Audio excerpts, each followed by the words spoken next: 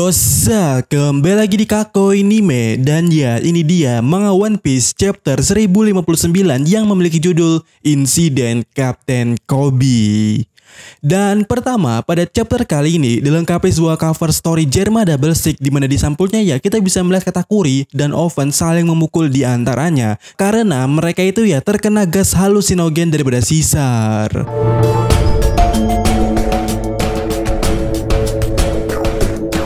Dan ya, pada chapter kali ini dimulai dengan sebuah kapal berlayar di lautan yang mendekati suatu pulau bernama Sphinx, yaitu tanah air Shirohige.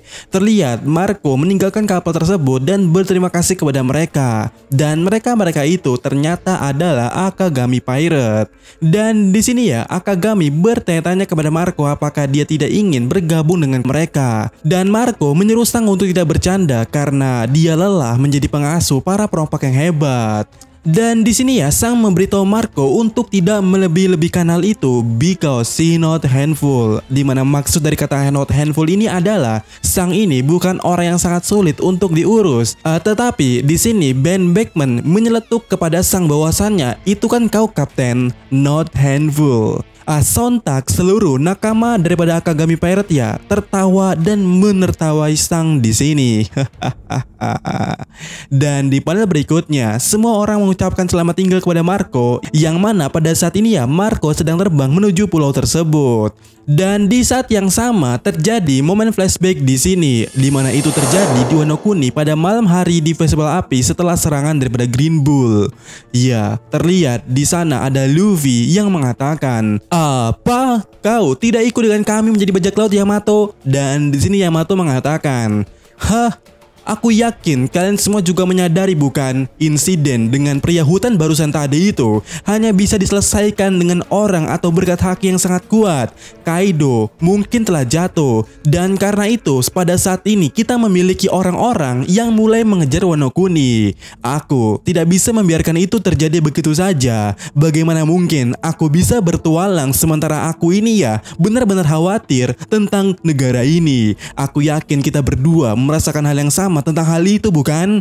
Dan Yamato berbicara dengan Luffy benar-benar yakin dengan apa yang ia katakan itu. Dia bahkan sambil mengedipkan matanya ke hadap Luffy itu. Sementara itu ya, Luffy menatap Yamato dengan serius, tetapi dia mengerti apa yang dikatakan oleh Yamato. Jadi, dia menerima keputusan Yamato dan meninggalkan Momonosuke dan yang lainnya dalam perawatan itu. Kemudian, di satu sisi, Zoro meminta Yamato untuk berhati-hati agar tidak menyakiti perasaan daripada Momonosuke karena dia memiliki rasa bangga yang sangat kuat. Dan Yamato memberitahu Zoro bahwa dia mengetahui hal itu. Yamato juga mengatakan bahwa dia akan mencari tujuan pribadinya di Wano Kuni untuk lebih memenuhi dirinya sendiri. Sementara itu, di sisi lainnya nomor 4, maksudnya Sanji menangis atas keputusan Yamato yang tidak jadi ikut ke Mugiwara Ichimi.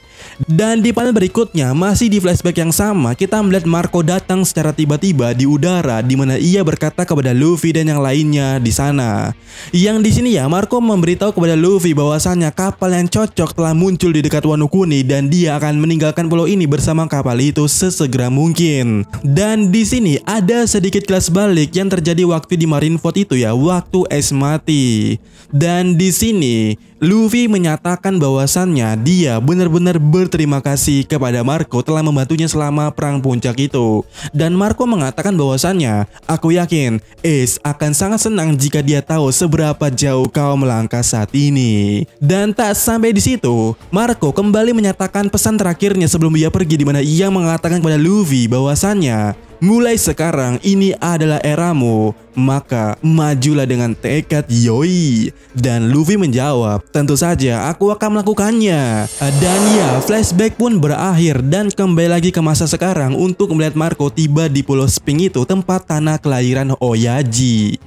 Yang mana kemudiannya scene pun dipotong ke tempat pulau bernama Amazon Lily, di mana di sana kita bisa melihat sesuatu hal mengejutkan telah terjadi. di mana gunung besar yang terdapat di Amazon Lily itu terpotong dengan sangat mengerikannya dan sangat besar. Dan seorang Glorisa mengatakan bahwasannya ini pertama kalinya seorang pria dapat menyerang pulau ini begitu dalam dan kerusakannya begitu besar di dalam kota.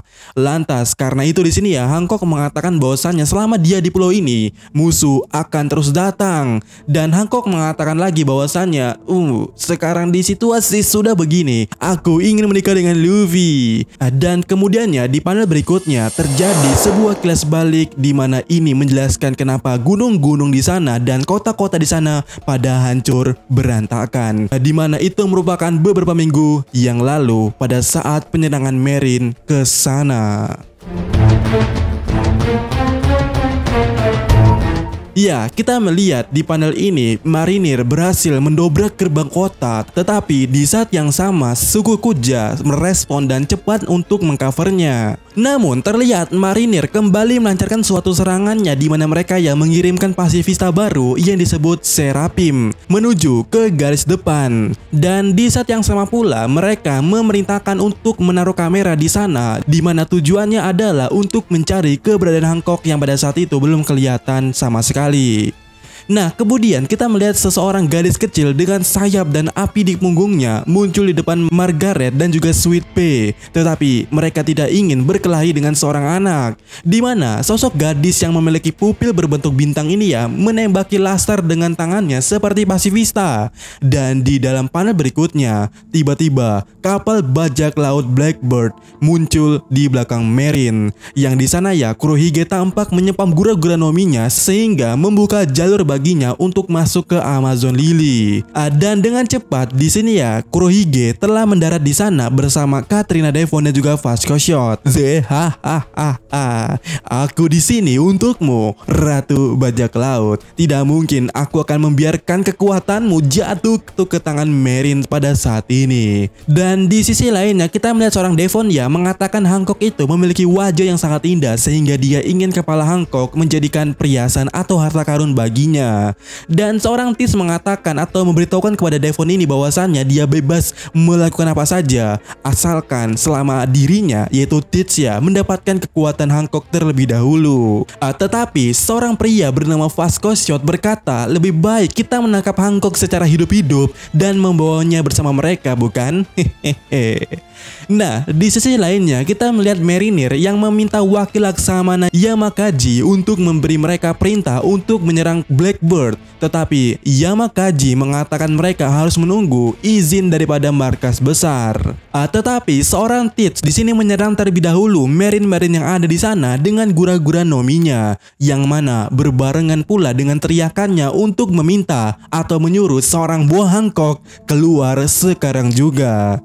Namun di sini kita melihat atau di sisi lainnya seorang Koby masuk dengan kelompok marine ke dalam Kuja, di mana Koby terlihat ya di sini memulai negosiasi dengan Hancock, di mana ia mengatakan, Hancock-san, kami tidak ingin menggunakan kekerasan. Jika kau ikut dengan kami, aku akan berjanji akan segera pergi. Tetapi Mary dan juga Sonia di sini menyuruh Hancock untuk menjauh karena mereka akan mengurus marine ini. Namun Hancock menuju ke pertempuran. Sungguh konyol. Aku tidak akan berada di tangan kedua belah pihak manapun. Aku tidak tunduk pada siapapun, tegas Hancock di sini. Nah, lanjut di panel berikutnya di mana kita melihat ya kroco-kroco dari Tits di sini meminta bantuan kapten mereka untuk melawan musuh baru yang muncul, yaitu anak kecil, tetapi mereka tidak bisa berbuat apa-apa terhadapnya. Dan kroco-kroco daripada Kurohige ini ya benar-benar tumbang di hadapan Serapim itu. Di mana melihat ini ya seorang Tits sungguh tak percaya dengan rambut putih, kulit coklat dan sayap hitam itu. Dan secara cepatnya sosok itu berada di depan Tits pada saat ini, yang mana di mana sosok ini juga memiliki nyala api di punggungnya.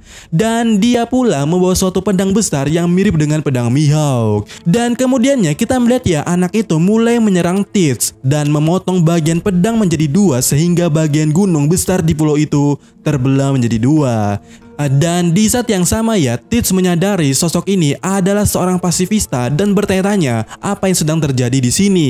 Lantas menyadari itu ya, di sisi lainnya pasifista ini kembali menyerang Teach, tapi Teach menghentikannya dengan hakinya itu di tangannya. Yang kemudiannya Teach menggunakan teknik black hole-nya dan mulai menyerap di sekitarnya apapun itu. Nah, di panel berikutnya, kita melihat bahwa Hancock ya menggunakan serangan Slave Arrow-nya untuk mengubah semua musuh di sana di dekatnya menjadi batu, termasuk Helmeppo dan wakil Laksamana Yamakaji. Sementara di sisi lainnya kita melihat Kobiya memerintahkan pasifista di sana untuk segera berhenti karena mereka itu bisa saja menghancurkan patung-patung batu yang dibuat oleh Hancock itu.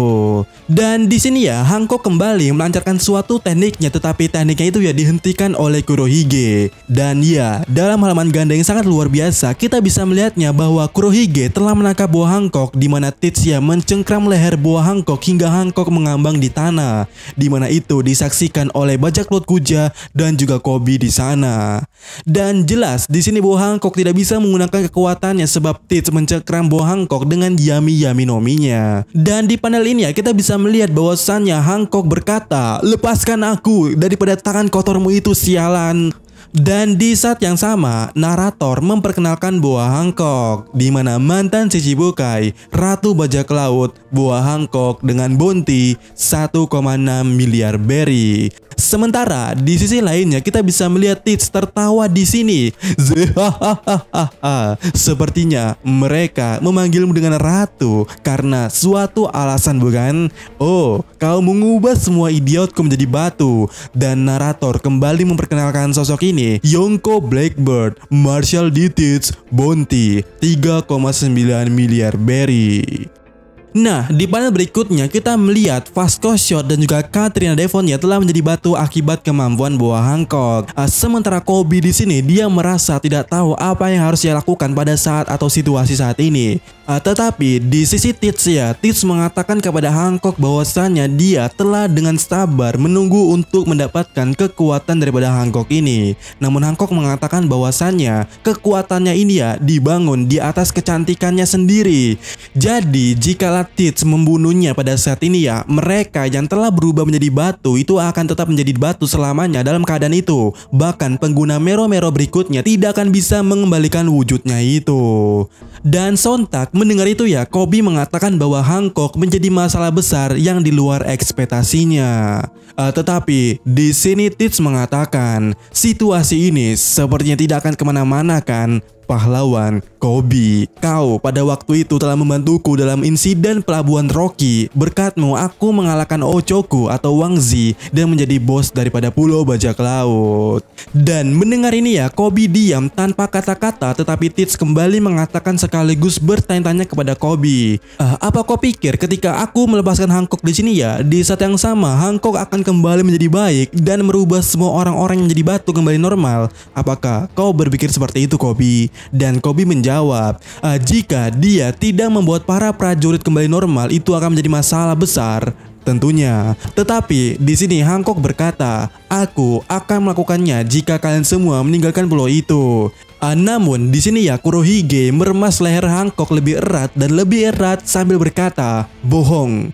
Saat aku melepaskannya, kau akan mengubah kami semua menjadi batu, bukan? Dan itu akan menjadi suatu akhir bagi kami. Dan sejujurnya pula, aku pikir tidak mungkin seorang pria tidak bisa terpengaruh oleh kekuatanmu itu. Apalagi di situasi yang sulit seperti ini. Jadi kurasa aku akan membunuhmu juga pada saat ini. Dan seorang Koby di sini mulai bertindak, di mana ia berkata untuk jangan melakukan hal itu. Jumlah korban terlalu tinggi jika itu terjadi.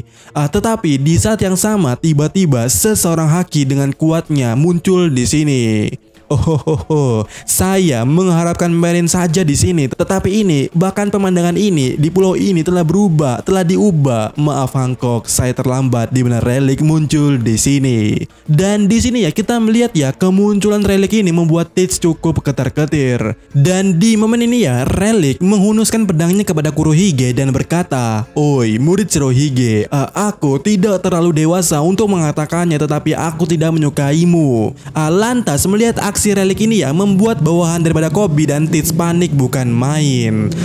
Dan di sisi lainnya kita bisa melihat ya Relik ini meminta Hancock untuk mengembalikan semua situasi seperti normal, di mana seorang Relik akan menjadi saksi daripada itu semua. Dan kemudiannya Relik meminta kepada semua orang yang ada di sini atau di pulau itu untuk segera meninggalkan pulau ini tanpa bertindak bodoh sekalipun itu. Dan ya, flashback pun berakhir dan kita kembali ke masa saat ini, di mana kita bisa melihat seorang Relik tidak datang ke pulau itu sendirian. Iya, kita melihat Saki bersamanya dan kita akhirnya menemukan identitas daripada Saki ini, siapa dia sebenarnya. Saki adalah permaisuri Amazon Lily dari 2 generasi yang lalu, yaitu mantan Kapten Bajak Laut Kuja Sakuyaku. Dimana Saki ini mengatakan bahwasannya kemajuan selalu membuat masalah. Berkat kapal perang yang dilengkapi batu laut, itu membuat tempat Amazon Lily menjadi tempat yang tidak aman lagi. Sementara itu, di sini kita melihat Relik mengatakan, sejujurnya banyak hal yang menguntungkan bagi kami. Aku sudah tua sekarang, jadi aku tidak akan mungkin bisa mengalahkan Blackbird pada saat ini. Dan di sisi lainnya kita bisa melihat ya seorang Relik mulai mengatakan tampaknya Marine atau Marinir pada saat ini ya mulai percaya diri bahwasannya mereka ini telah dapat menggantikan Shichibukai dengan senjata baru yang mereka buat itu.